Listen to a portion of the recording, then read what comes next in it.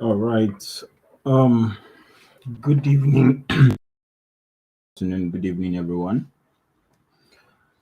Okay, you're all welcome to the day 5 of the UX/UI Design Bootcamp from the Friends of Figma Port Harcourt. Please, if you can hear me, just say yes on the chat. If you can hear me, say yes on the chat so we can continue. All right, that's fine. A yes from two persons, meaning everybody can hear me.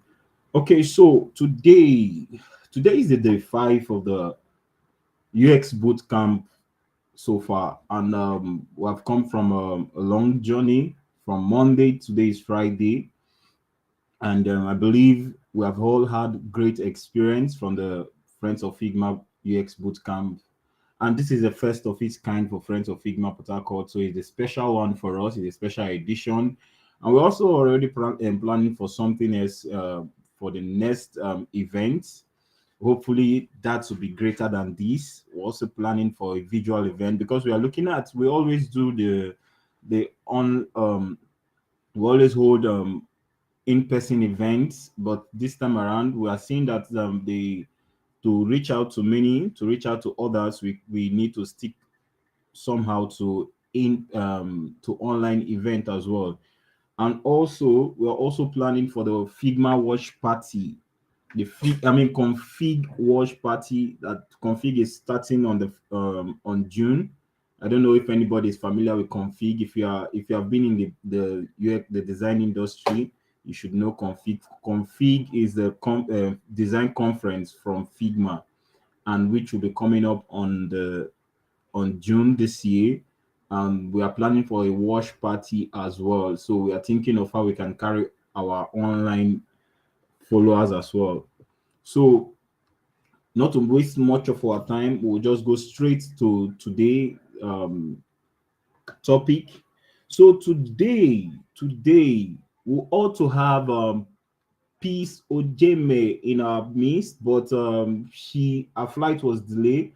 She ought to be in the UK, and her flight was delayed. She told me the very first day I opted in for her to speak. She told me that she will be on transit that day, but her flight is, I think, 3 hours before. But now her flight is delayed, so as we speak, she's on transit already. So she will not be here today. But then don't be frightened. I'm going to be taking us on the testing and iteration for today. We're all designers. Sometimes we just allow others to come speak. I always give room for others. This is the first time I'm speaking for Friends of Figma. It's not because I'm not a designer though, but since I'm the host, I prefer giving others the platform to speak, so it will not be so selfish for myself. So I'm for to introduce myself. My name is Ebibote Doutimi, and I'm also a product manager and a product designer. But right now, my role in my current company is a product manager. But I've done product design as well. So I have experience as a product designer, and so today um, we'll be taking on the topic we have for today, which is testing and iteration. So yeah, we have come a long way. Yesterday, I saw what Davio White did. He had a lot of prototyping. That guy is good when it comes to prototyping. When I opt in for the speakers to come speak, he just immediately opt in for the prototyping, and I couldn't resist because I've seen his work. He's so good in prototyping. You can also go, if you check on YouTube, you will see his videos there of prototyping. So today we'll be talking about the iteration and testing.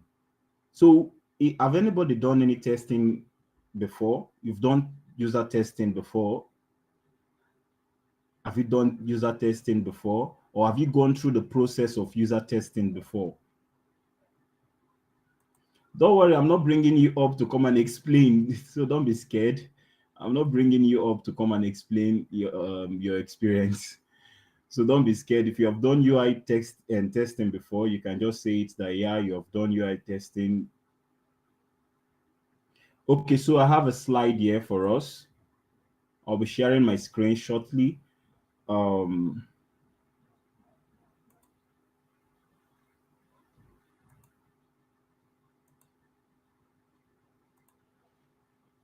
okay.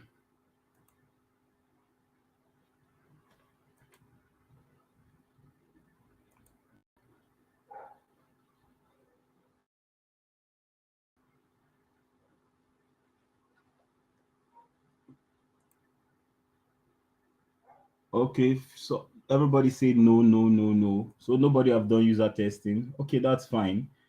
That's what we'll be going to. That's what we are doing today. So we'll be testing. Give me.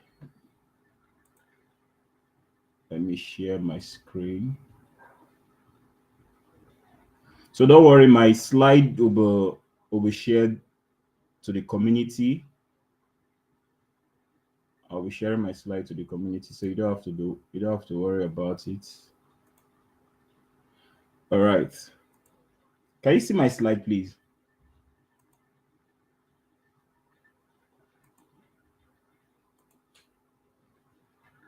Can you see my slide?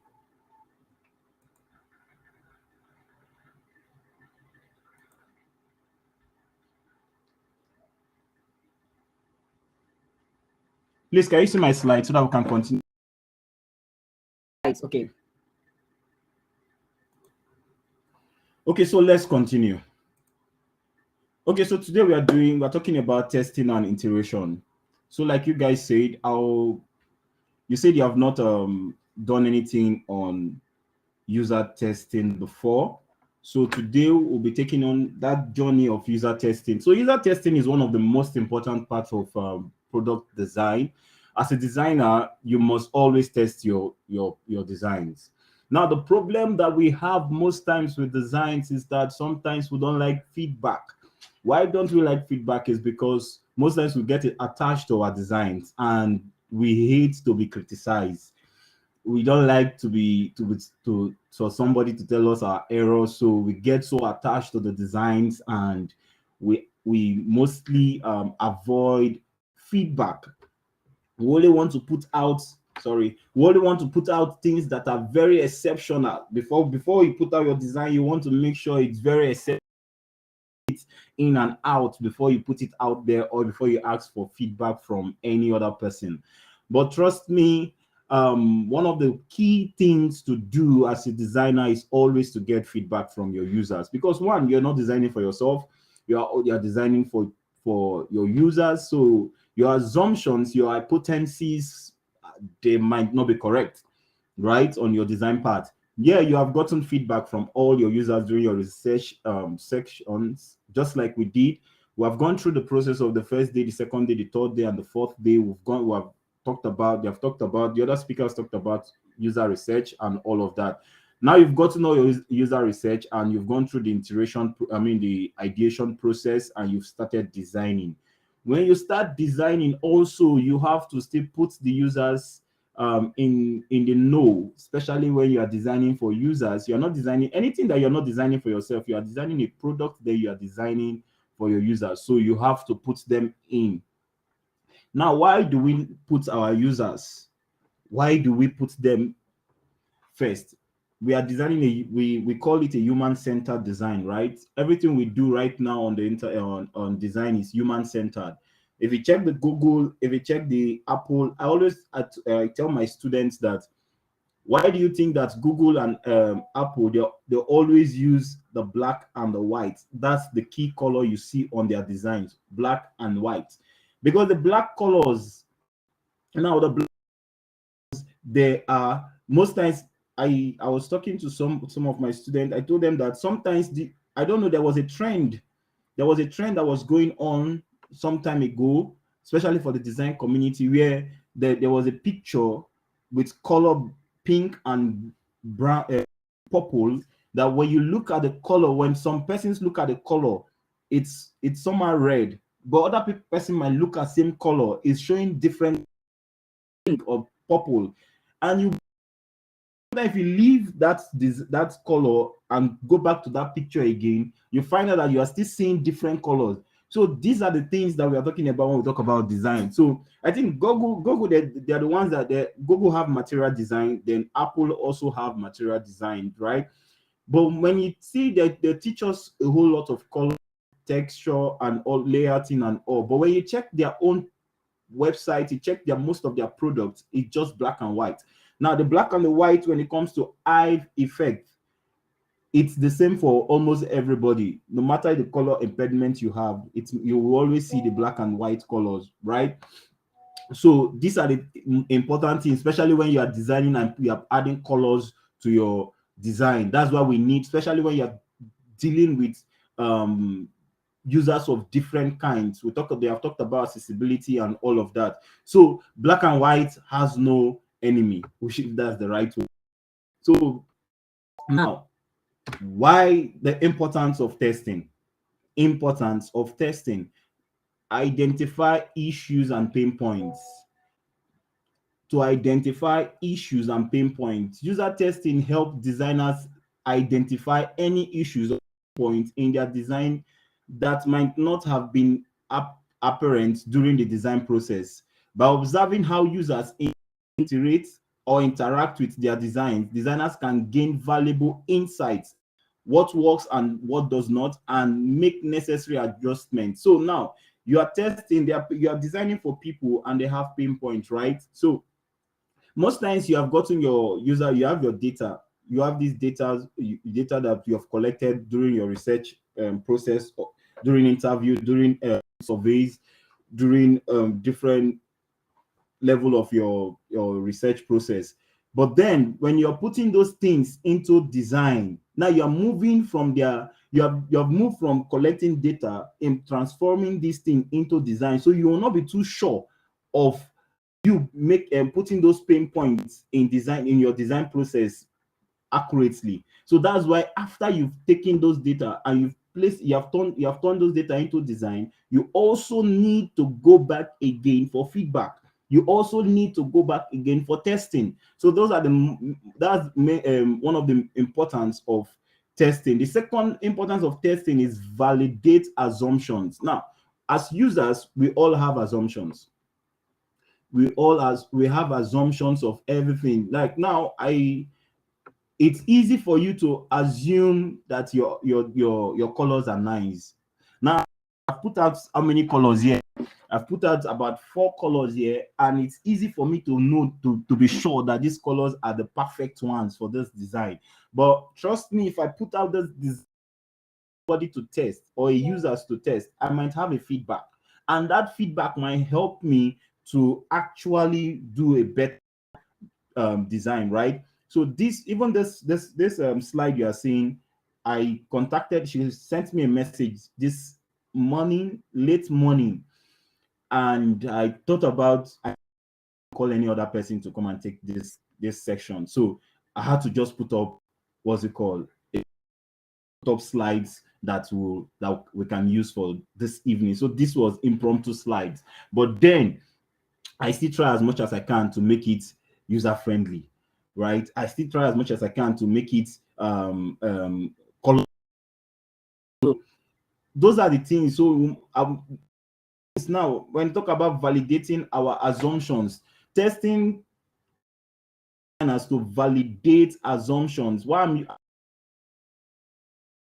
Testing allows you, right? I would have used that word. Testing allows you to validate your assumptions, right? But then I don't know, some persons sometimes online platform, and sometimes we might have people that are just coming in for the first time. So we use that word designer. So as the person is coming in, you also feel that, you see, I'm trying as much as I can not to assume that we are all designers, right? So I put it in a general term, allows designers to validate. So anybody that is coming into, it feels that presence, like, okay, I'm talking about designer, but if I said allows you to validate your assumption, it doesn't make, I don't know if you're getting it. I'm trying to make sure that we don't assume. Like, as long as you're a tester, you must not assume. Or rather, as long as you're a designer, you must not assume. if I put the button here, is it going to work?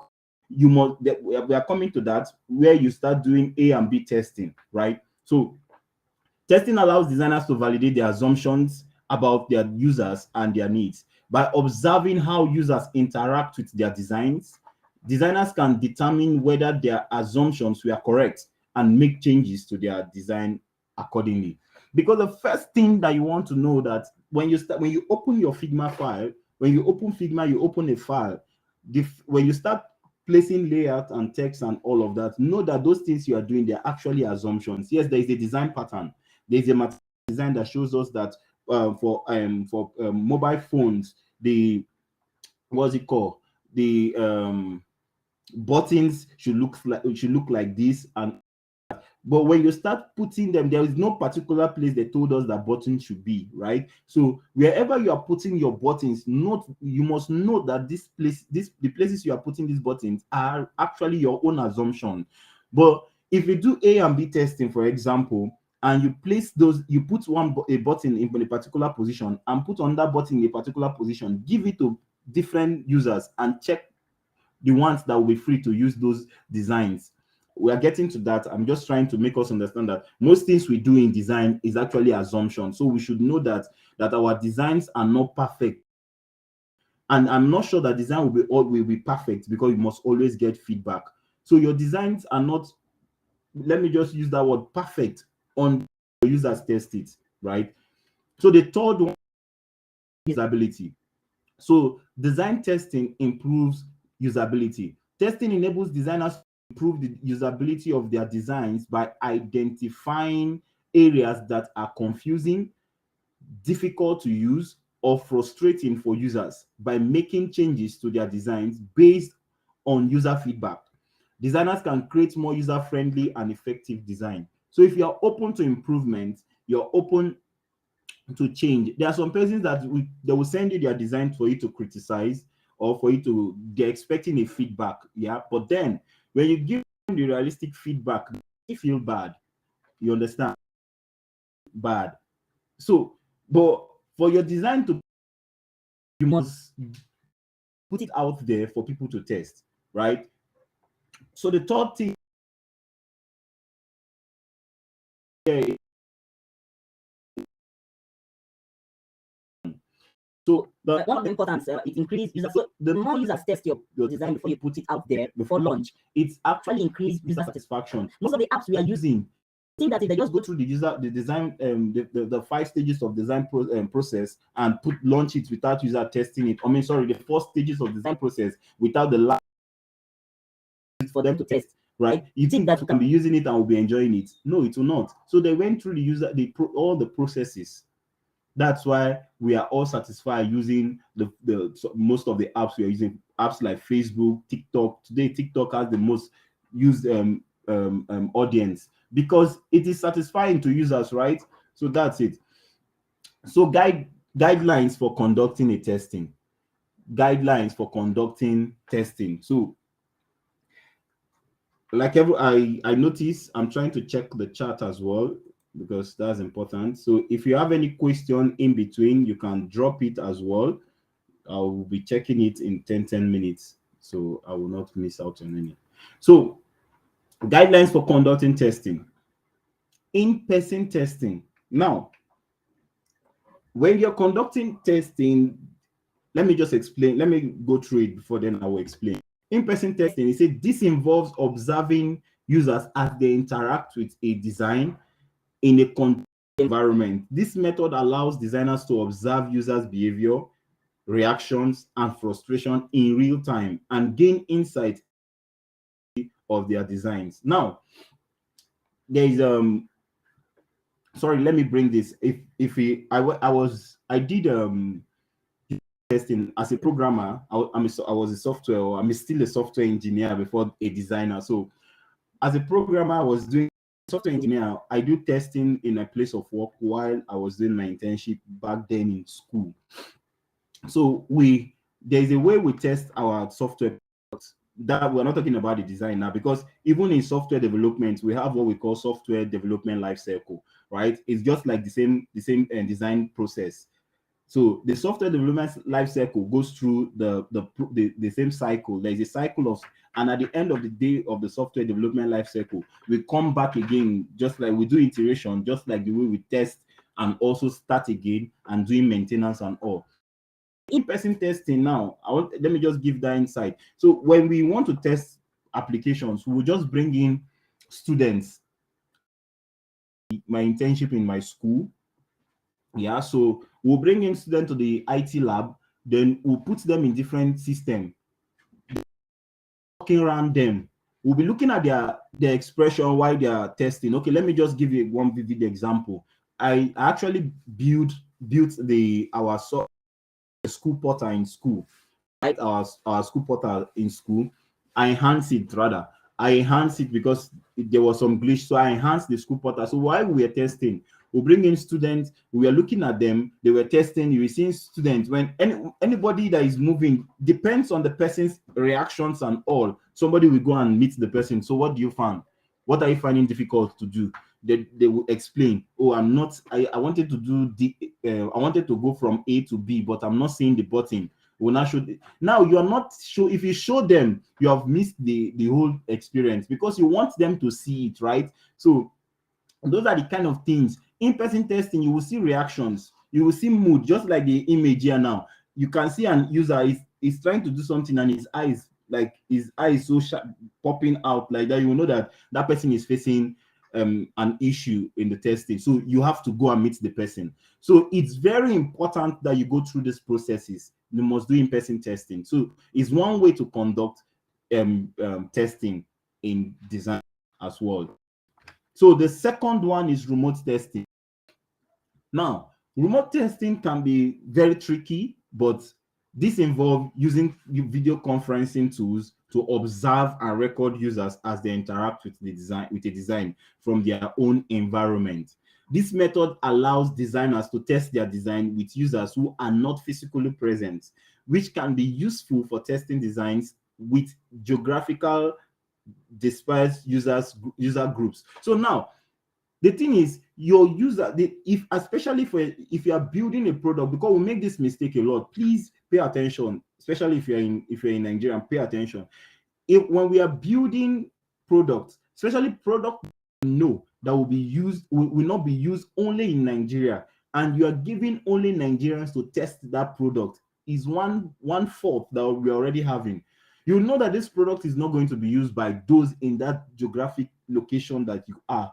And when you are doing your testing, you only give people to test that are around you. That's not empathy. We talked about empathy, and when you do those design and you do it like that, meaning you are taking out the empathy away. Now I'll give you one small illustration. Now, when the Westerners, when they want to build if they want to solve a problem in the developing countries, let me just use developing countries, right? They will have to send delegates to go to that country, right? Now, what's the essence of them going to that country is empathy, to also feel the pains of the people in those locations. Those are the reasons why they go there. So in one way or the other, we can also call that testing. Now, coming to a location to test the problem, to feel the pain points of your users is actually testing. You are coming there to have an empathy. So while testing a product too, you must have remote testing. Now, the remote testing are not in your physical location to also test that product, because they are also going to use that product. I believe that we are following this class, because it's very important that we do this. It's very vital that we take all of this process into consideration, because most of the products we push out, we just push them out without proper testing. Now, the other one is surveys. Now, surveys are useful tools for gathering feedbacks from users on their experience with a design. Surveys can be sent out to a large number of users, and the data collected can be analyzed to identify patterns and trends. I believe if you are just, even if you're a beginner designer, I believe you have gone through surveys, because anywhere you are learning, the survey user research you do is using survey, Google Forms, and all of that. So Google, you have used this, so it's important too to get data, those type of data for processing. But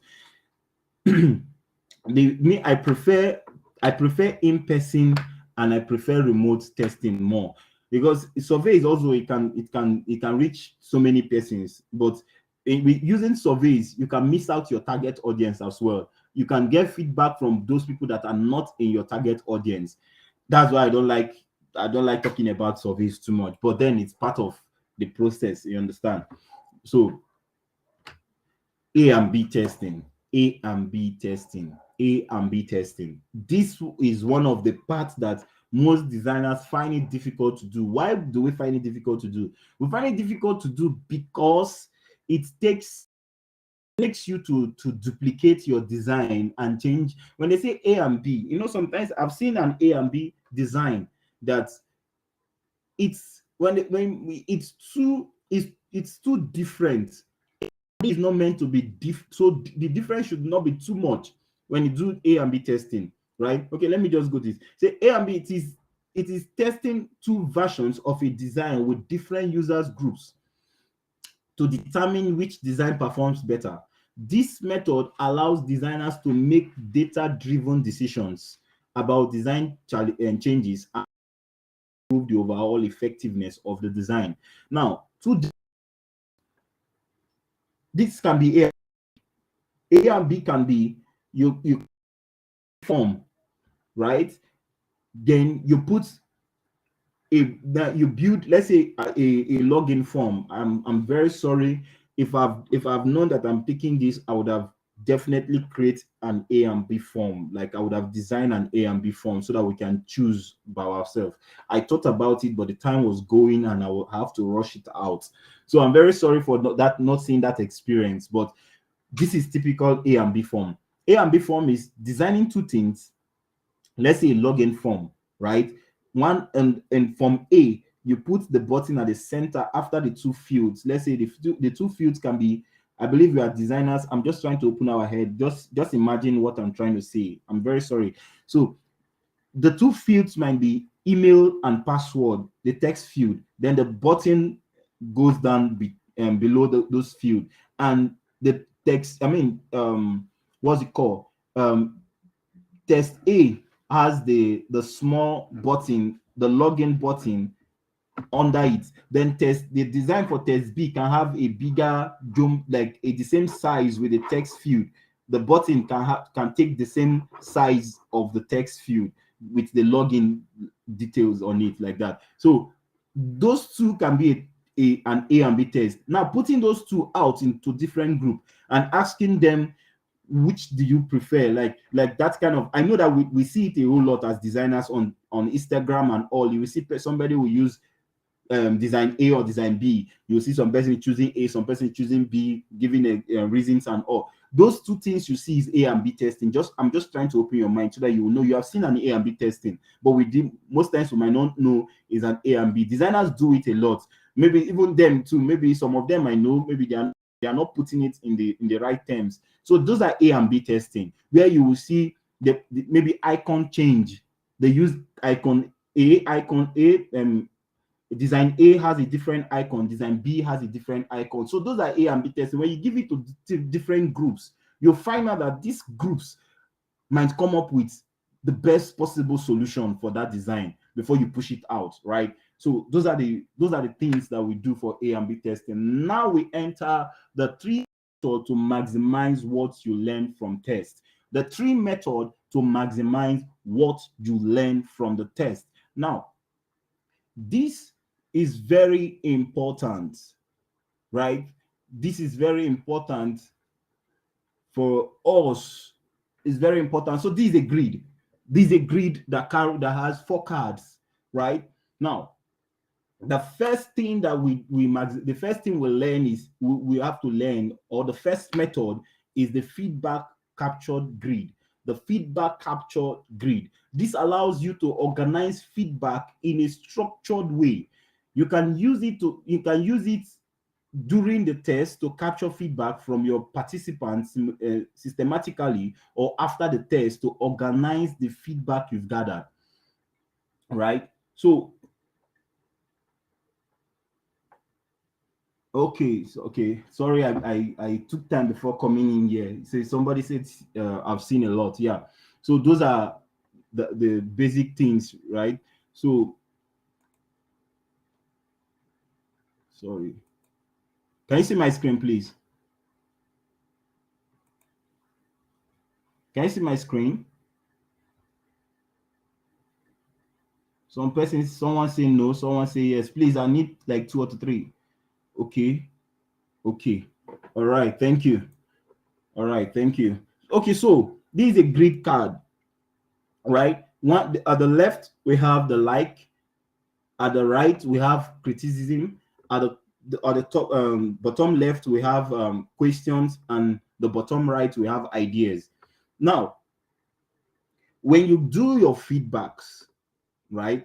When you take feedback from users, it can be interview, it can be survey, it can be in-person interview, it can be any kind of interview, right? So when you take feedbacks, especially when you're if it's in-person interview, let's say it's an interview, one of a face-to-face interview, you have this grid. This grid can be a sheet of paper. You just bring a plain paper, divide it into 4 grid. For each users, write their name on the grid. Write user, let's say the person's name is John Doe. You write John Doe, then you write that paper, divide it into grid, then write likes just the way it is here. When you write it like this out, then you when the person is talking about the design, giving illustration, make sure the person is detailed enough. Give room for the person to be very open to criticism, like give every room for the, because there's a way you act. Somebody might hold some questions and some things from you, but there's a way you act also to the person. The person will be so free to tell you everything. That's why sometimes you see somebody, when you want to talk, when he said, oh, tell me where I make mistake or something like that, and the person say, are you sure you want me to say it the way it is? Do you understand? Now they are trying to know if you are ready to accept what they want to say. Do you get? So those kind of things, now when you see the things they like, you write it out. The questions they ask, you write it out. The critics they give, you write those things out.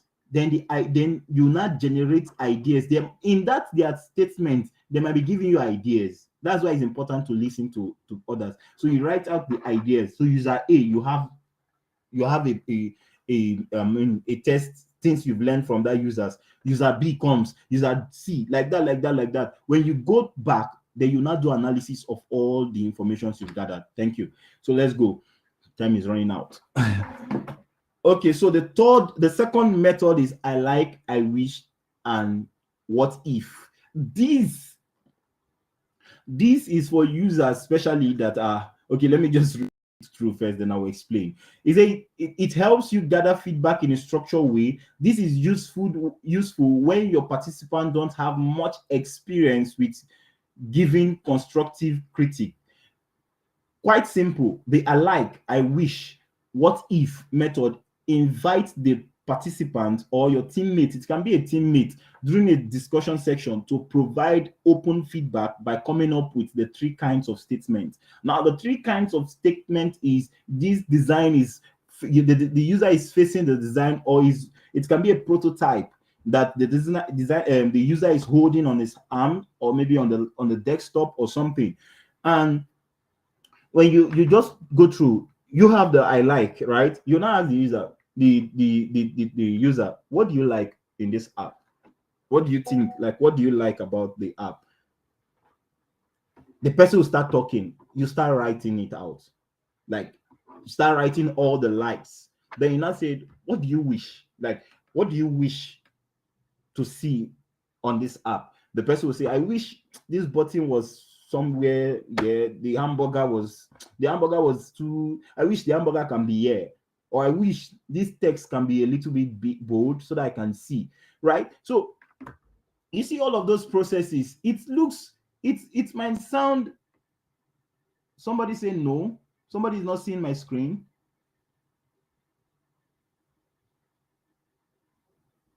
That's 5 minutes ago. You're not seeing my screen, please. Sorry, let me change this. These are very important. Can you see my screen? Okay. You see the questions. It's very important, the kind of open-ended questions and the kind of questions he asks users, because it was confusing. So it's very important that we know these things. So, all right, thank you so much for the feedback. So, all right, so there is I wish statement, right? So when you get those I wish, trust me, I wish and what if are the best thing you want to hear. Leave, don't be too carried away with I like. Yes, we like praises, but don't be too carried away with I like. Also, pinpoint the I wish and the what if.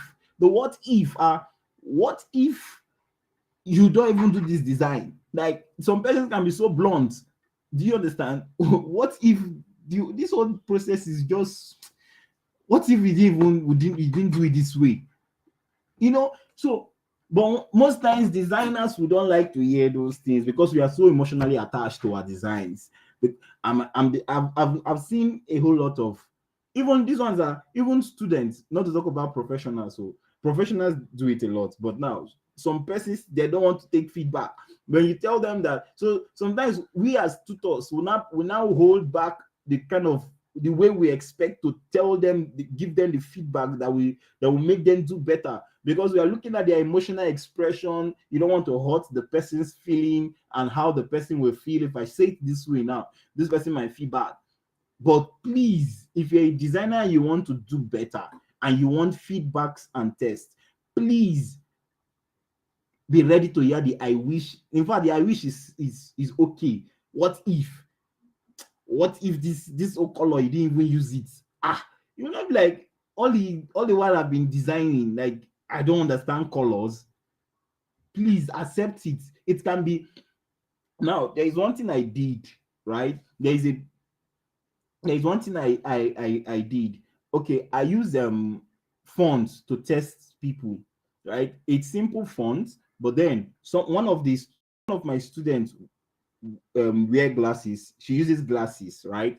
And the other ones, they don't. So what I would do is I'll do it a simple font, a normal font that has maybe 12 to 14 font size. Then I'll give it to the both to them. You will see she will always tell you that the fonts are small, and the other ones will be like, but the fonts are okay. Do you get? Now there is a mix up there. For it, that's why we need to test our designs with everybody. We need to test. There are sometimes the colors too. The colors can be sharp, it's okay, but this person might tell you that the color is not nice. You need to understand it from their own perspective. You don't tell them that it's okay, this other person says. No, you have to understand it because of what we are designing for: inclusion and accessibility. All right, thank you. So the third method to maximize what you learn from test is sharing inspiring stories. Now, here is how you can build on the power of stories to help you absorb and organize your test. One by one, you and your teammate, now you've gathered all the questions, right? The test process. Now, you are not the only one in the team. Sorry if you always work alone, but if you work alone, you will miss some things. So if you are working with a team, you're not the only one. Maybe different teammates has collected data from different people. So now when you come back, you use those experience. Oh, when I was testing from one user, this person said this person said, you are sharing the stories of what you've learned so far, right? So one by one, you and your teammates share a couple of interesting and inspiring stories you have observed while testing the prototype. Be as detailed as possible and take down notes and observations about the stories on sticky notes and stick it to the wall, stick them to the wall. So everybody, the experience you have, you take it down on a sticky note and you stick them to the wall. You can always go back to those stories, and it will always help you to improve your design. So you build, you gather feedback as possible, and also you make sure you keep iterating. It's very important. You build, you gather feedback and iterate. You build, it should be in your head. As far as you're a designer, you build, you gather feedback and iterate. You build, you gather feedback and iterate. We gather feedback because that's why we find ourselves in community. You cannot be a complete designer in isolation. You must find yourself in communities where you share your design, you get ideas from other people as well. Now we're almost done for this. Yeah, we're almost done. Okay, understanding the iterative design process. Understanding the iterative design process. Now, this design process, like I said earlier, is just the same way.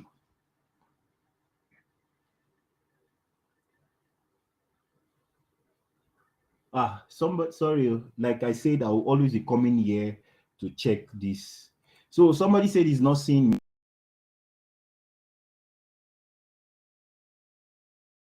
my slides.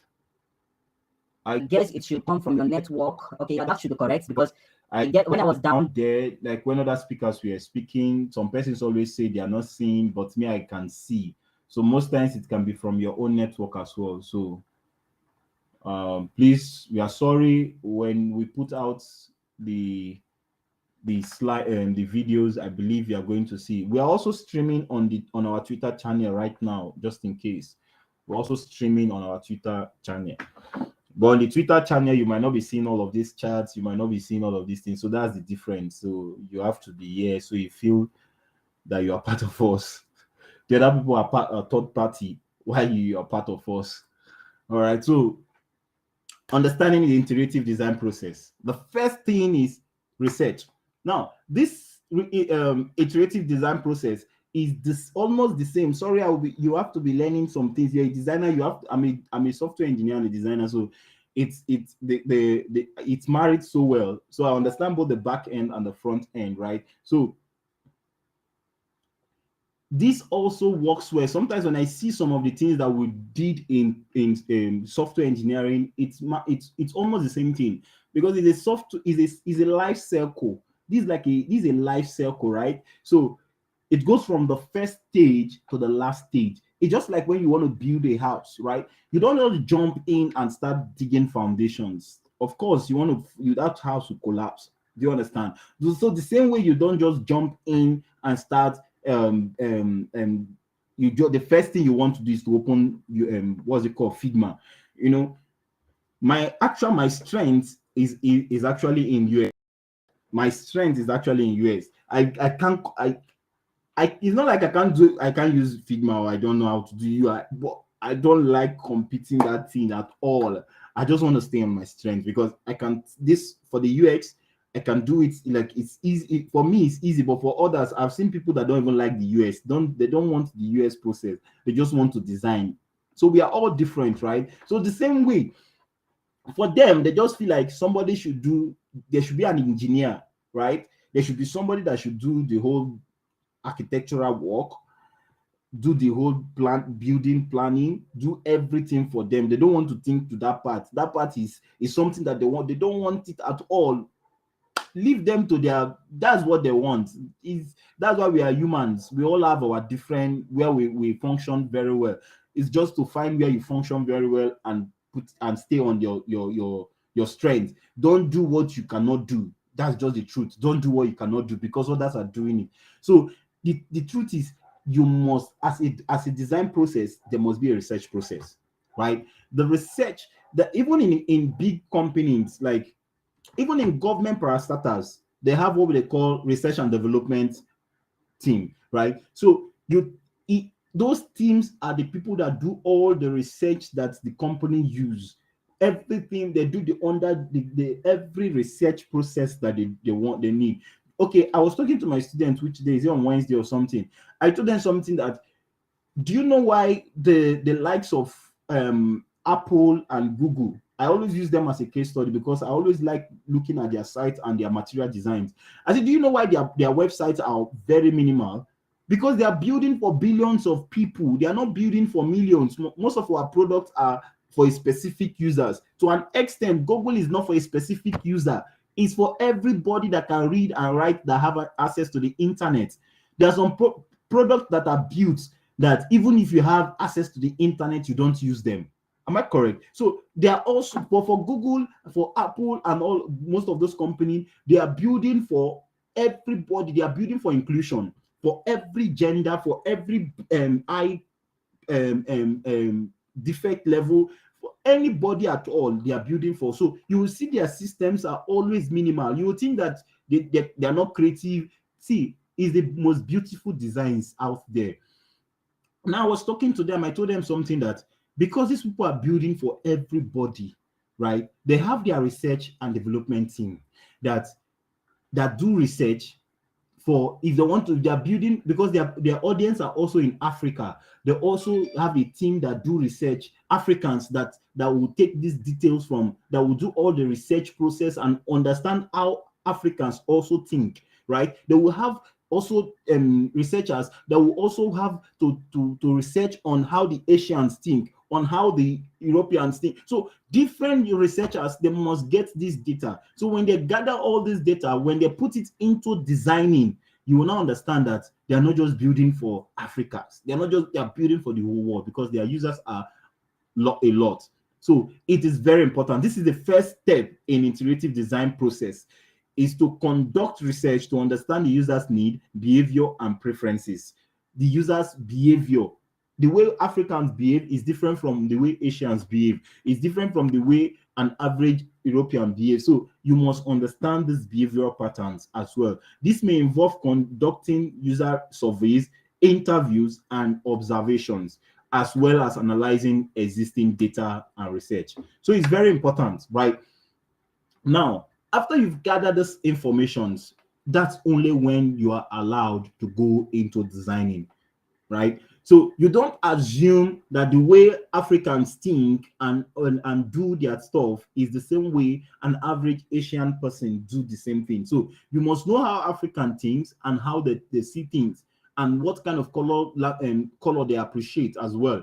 So when you gather all of this information, you understand that that's why Google as well, because they do their due diligence in research. You will know that as a Nigerian user, sometimes your logo, their Google logo changes to African pattern, African cloth pattern. So you understand that that's why they have Google for Nigeria, and Google for every nation or continent like that, or for even it's cut across countries. So they find a way to define that experience to suit the people, right?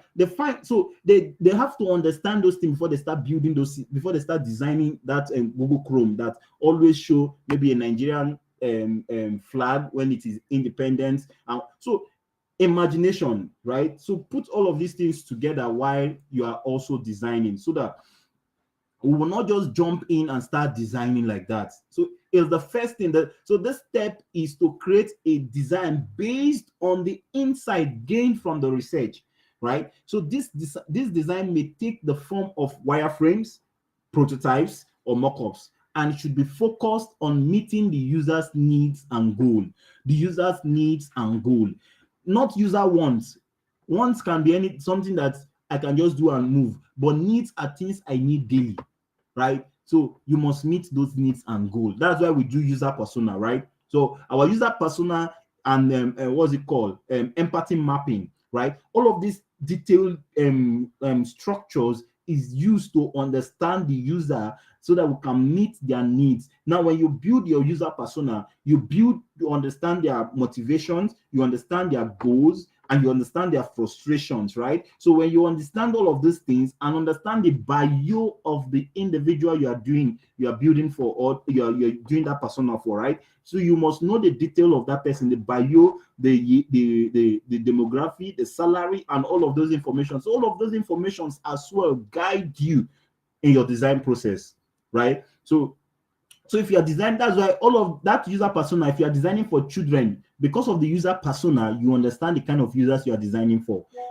Do you understand? So these are very vital keys that we should know before we jump into design. Now the test. Now you've designed. Follow me. This is an iterative design process. You've done the test. You've done the research. You've done the design, and now you are going into the testing. It's not, listen, this is not design process, it's iterative design process. The design process, mostly where we all see design thinking process, they are all 5, but this is an iterative design process. So that's why you see research, design, and test. So follow me so that you will not miss this. You will not have complications. Okay. So now test. Once a design has been created, it should be tested. We have talked about testing with users to identify any issues or areas of improvement. Do test, right, is to improve. That's why even in classrooms, in schools, we do continuous assessment. The continuous assessment is for improvement. It's very important and detailed that you when you are teaching students, you always have a mini project you give to them. Those are not final projects. They are not FYI. They are all tests. They are all continuous assessment. You use those projects to assess their level of understanding of what you've been teaching them, right? So that's why it's important that we do this in this test. So the test that we do or we give to students is for their own improvement. So, and that's why test has correction, but exams does not have correction. Do you know that? Like in every test for schools, after the test, you will see the teacher will come and do correction. But when it comes to exam, once you've written your exam, there's no correction in it. So these are important things that we ought to know. There are principles. There are principles. You know, one of the things that I understand in life is that principles are always the same in every field. You see, the way the life is, the principle, the way you do things, they just copy principle and what would I call, improve on it on a particular situation. So if we apply that principle of secondary school to this, you understand why we do testing, to improve our design. So testing may involve observing users as they interact with the design, conducting user surveys or interviews. We've talked about this, right? Or using analytic tools to gather data on user behavior. Now, the gathered data we are talking about is we can use Google Analytics. Now, in Google Analytics, while we are doing testing in Google Analytics, that's why most times it's good to use Google Analytics on your website or mobiles, right? Why we use all of those tools is you will see bounce rates. Now, what is bounce rate? Because those are test tools. So bounce rate on a site shows how long a user stay on a site before he leaves the site. So what keeps users? So if you use Google Analytics to test your website to a number of users, maybe you integrated Google Analytics on the website and you send out this website to users, and from the back end you'll be seeing how many seconds people spent on your website. So what keeps them, you will see bounce rate. If bounce rate is 5 seconds or 10 seconds or 20 seconds, you understand that people don't stay on your website. You will not find way to start, because when there's a book, I can't remember, but there's a book, right? When I was reading, I think I saw people bounce. The reason why animation illustration comes into place is because of bounce rate of most of this our apps and websites. So if there's an interaction on the website, like illustrations, animations, it keeps people longer on a website, right? That's why you see when you go to all these product websites, they will all, if you go to Figma website, you will see it too. When they're okay, we are going far. The little big updates on Figma, most of the things are interactive, right? So you stay longer. Before you know it, you will stay on that website for more than an hour. Those are the reasons why we use test tools for testing mobile and website. So when you see those things, you will see the bounce rate, you will see other details that will guide you on what to do on that your website. If your website is static, of course, you will have a whole lot of bounce rate. So let's continue. All right. So the fourth thing here is analyze. All right. So after you've tested, you have to analyze. After testing, the results should be analyzed to identify issues or areas of improvement. Now you've tested your applications, right? You've tested this system and all of that. You've gathered all of these results. You have to analyze them to understand, to identify any issues or areas of improvement. This analysis should be used to refine the design and make any necessary changes. So you need to analyze. You don't just jump in because you have somebody said your UI is bad. They just jump in and start adding salt and pepper, or no, you just add. Let me come back to our call tools and terms. Sorry, you just jump in and start increase the font size, increase the opacity, change or reduce opacity, or change different things, add black and black 00. I don't know who uses 0000 for your color. That thing is blinding. No, please, 000 and FFFFF. Those things are blinding. Always take note. So because somebody said the fonts are not showing too much, you just go back, you just click, enter edit, and put 000060, and you leave it like that till it's so popping in somebody's eye. So you need to understand you need to identify the issues, right, before you know how to improve them. So analyze. So now the fifth one is you refine, right? So you refine based on the analysis of the test result. The design should be refined and improved.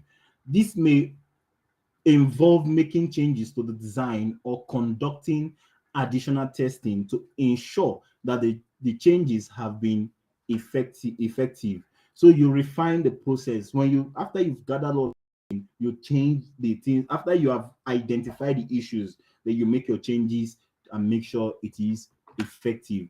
Then the last is repeat. Now, repetition in design is very important. There's this I saw. I was reading one. I don't. If you're a designer, it's not always. You must read articles, right? You must read articles. You must find links. Just like you must have resources. So there's this design handover. See, there's design. There's a way to use up the say. We always talk about design handover, but there is no handover, right? But that statement was made because there's actually no handover of design, because you always come back to the design. So you're not handing it over. You are not resting. Do you get? If there's iteration, if there's repetition, then there's no total handover of design where you said, I've designed and I've given. Okay, there is a. I think when we want to do small test and prototype, there's working on a mobile app, investment app. I know how many the designer have designed this thing for like 3 months ago, but I know how many times I've called him to make changes. Right? So is that an handover? He has no handover, he's still working. If I still have any issue again, I will still call him again, he will make changes again. So this process of testing, analyzing, and refining should be repeated until the desired outcome is achieved. This may involve repeating the entire process multiple times or focusing on specific areas for improvement. Now, repetition includes feedback from users of your app. Maybe your app has been launched on Play Store, is on App Store. Then when you go to App Store, you see reviews, user reviews. Sometimes they'll say this UI is crappy. The users they are not merciful when they want to badge designers. They are not actually merciful. They will tell you the design is crappy. The buttons are not working. They will just say it the way it is. Like there is no need for making it, sugarcoating it or something. They just say it the way it is. So those are also feedback channel that we need to utilize as well. So we're almost rounding up, please. So best practices for incorporating feedback and iterating designs. Best practices. Analyze feedback. You must analyze your feedback. You don't just jump in because somebody say your UI is bad and you just jump in and with anger you just start removing all the layer, taking this layer for layer A. In fact, you will just get emotional and depressed. You will get emotional and depressed. So you must analyze your feedback. Before making any changes to the design, designers should analyze the feedback they receive to identify patterns and trends. This analysis can help designers understand the root causes of user issues and identify opportunities for improvement. Do you understand? Oh, sorry, I'm taking two instead of one. So the first thing is to prioritize feedback. That's the first. The first thing is to prioritize feedback. So not all feedback is created equal. Not all feedback you get that is created equal. Designers should prioritize feedback that is aligned with the design, with the project goals, address key issues. You must prioritize those that are in line with the project goals. Excuse me. Every project has a goal. Every product has an objective, right? We have the product. If you're a product manager, before you start a project, you take down the project goals and the objectives. Somehow we all get scope, right? So you must have those scopes put in place, because somebody said, let's say we are building an app, and the app right now that we are building, the person is telling you, what if this feature is inside? And you know that that feature, even if you update that app till the end of time, that feature might not come in because it's not in line with your this thing. Let's say for a fintech app, somebody told you, what if we put a delivery part inside a fintech app? What are we delivering? Is it what's it called? Is it the debit card that we want to deliver? So that kind of a feedback, you will not put it. It's not in line with the project goals. So it's very important. You see these things, you will just say it like that, but they are very important. So not every feedback are equal, right? Prioritize those that are in line with the project goals. So the other one is analyze feedback. I've just explained analyze feedback. Then the third one is collaborate with stakeholders. Now, it's very important to collaborate with stakeholders. Why? One of the things is you've gathered your feedback, right? Now, before jumping into designing those feedback, also collaborate with stakeholders to know whether this feedbacks and the things the improvements you want to add, or the features you want to add, is it in line with their budget? You must know whether it's in line with their budget as well. Incorporate feedback and iterating designs. Iterating designs often involves collaborating with stakeholders such as developers, product managers, and business owners. You must also tell the developers, you must also tell the product managers before you start designing. It's not just your work, right? It's a teamwork, especially for the business owners, because the feature you are trying to add that you got from your feedback, what if their budget cannot carry that feature? So you must get feedback, you must collaborate with stakeholders. So make incremental changes rather than making a whole change to the design based on feedback. Designers should make incremental changes and test them with users. This approach can help designers avoid making design decisions that may negatively impact the user experience, and ensure that the changes are effective. Sorry, I didn't use the actual what's it called? The actual font style I use for the font color I use for the others for this one. So it's not clear, right? So I'm so sorry. I'll try as much. I know this. I did this in a haste. So I'll try as much as I can to change that. I was not the one that's supposed to take this class, so pardon me. Thank you. So the other one is test iteratively. As with the overall iterative design process, designers should test their design changes with users to ensure they are effective and meet the user's need. All right, I will soon be entertaining questions. So the last one is document changes. You see this part, please. There are some things that are meant to be different colors or underlined when you are doing such things. I was not detailed with this whole presentation. If not, there are some things if I know that is very important, I would underline it, or I'll change the color. So document changes. It's key. Is key. Document changes is key. We might document the other processes in our design. When we are starting design, we always document our PRD documents, right? Product requirement documents. We always document the starting stage. But when we make changes, we hardly document our changes. I'm telling you from experience as a product manager. We always forget, because at that point, either you are under pressure, already out of timeline, or you've passed your deadline, or you're almost approaching your deadline. So you will not even remember some of the changes you made, because the deadlines always come during the test process. Maybe you have just 2 weeks to go, and it's now you are testing. During that test, you'll make changes that you get feedback that you make changes so fast that you will not document it. But it's very bad. Designers should document the changes they make to the design and the rationale behind them, the rationale behind them. This documentation can help ensure that all stakeholders are aware of the changes, understand why they were made, and can provide feedback on the future design iteration. So it's important that we document our design changes.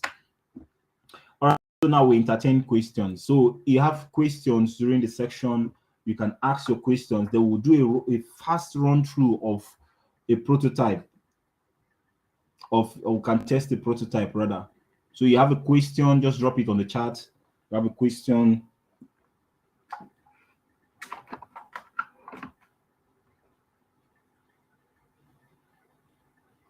All right. I hope everybody's hearing me so that I will not be. I hope you can hear me. Yeah, we can hear you. For that. Okay, so since there is no question, right? All right, so this will end our what's it called? Our theory part. So I will be doing a test, and I will see if you will notice anything on this prototype I want to test. So this prototype is a live product. When I mean a live product, it's going live soon. We're working on it. Manager, that's why I have the prototype. So there's no restriction on how to use it and actually bring it up on a live test like this. So it's actually going live soon. We're already on it, and let me see if there's a question. Okay, no question. So let me go. Okay, so I'll bring up that prototype. Let me end my screen sharing. Let me end the screen. So okay, you can also as well, you can feel free to find me online. All my handles, they are just the same. My full name is my handle. Once you can type my full name, you're done. And it's very important. Let me just, as a designer, as somebody that is moving in this industry, please don't use those funky names on your social activities. Always use your names, because a recruiter can just, once they want to find you on any app, they type your full name. If they don't see you, it's over. Like, they just move to the name. But they can easily find you, maybe your link, you send a broken link, and the person have patience to also check, maybe LinkedIn or something, and they type your name and you still did not show up. It's a problem. So you have to use your full name or your two names like that together on that. All right, thank you. Um let me share. Somebody say my voice is not clear. Is that correct? Please, is my voice clear or not? Please, clear. I need it clear from two other persons, please, so I'll be sure. Clear. Okay, so meaning I'm sorry, Nena, I'm blessed. I think it's your network that is maybe poor or something. These are online stuff, so you cannot be too sure. Okay, let me find this design and do a small prototype. I will not trust me, I will not take much of your time on this. I just want to make sure that you can identify issues. I will be leaving the screens, so I will see if you can identify any issue. Now you are my users to test these products. So where is it?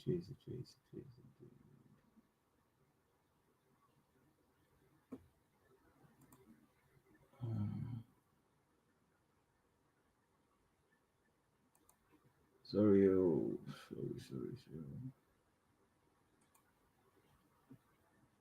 Okay.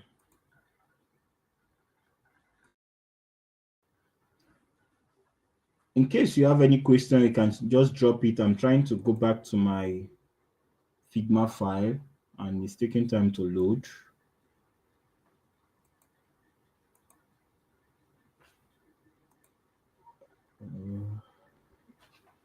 Why is it slow?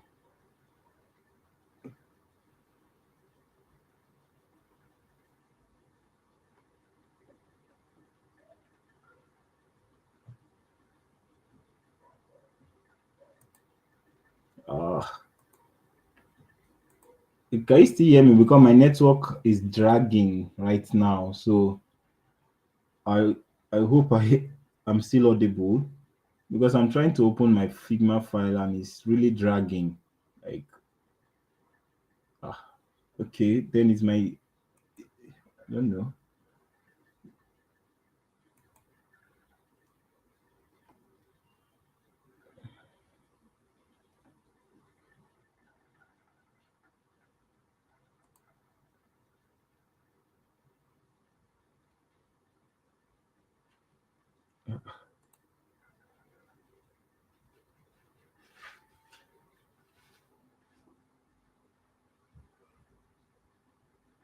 Man, this thing is not giving me. This thing is wants to frustrate me, please.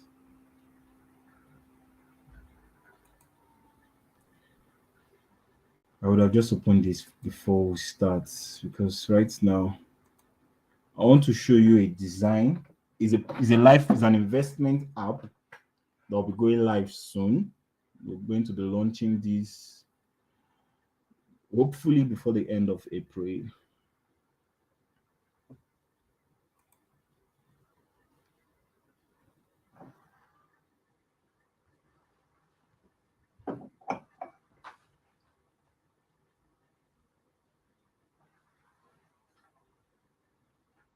Yeah, my screen is blank. You say you can see, but I'm audible, but you can't see my screen.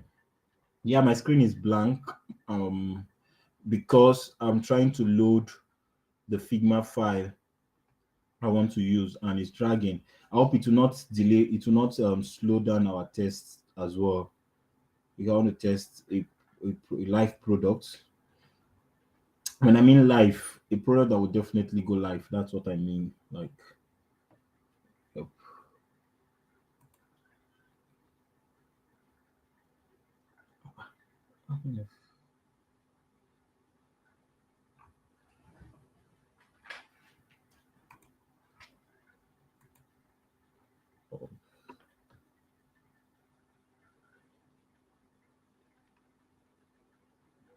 I have so many files on my.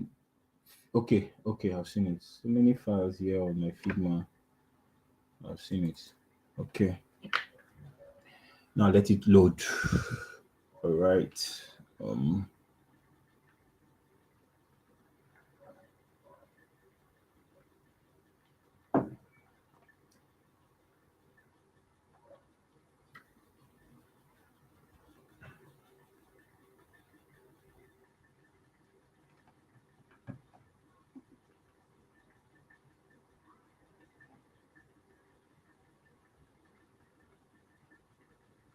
I'm still here, please. If it was if we were on Figma, I would have just started playing music. On Figma, that's one sweet thing, one sweet feature there. Figma, where while you are doing prototyping, you are doing what's it called? You are doing brainstorming sections and all. You can still as well be playing music for your users if you are the one hosting. You are playing music, so that's a nice feature for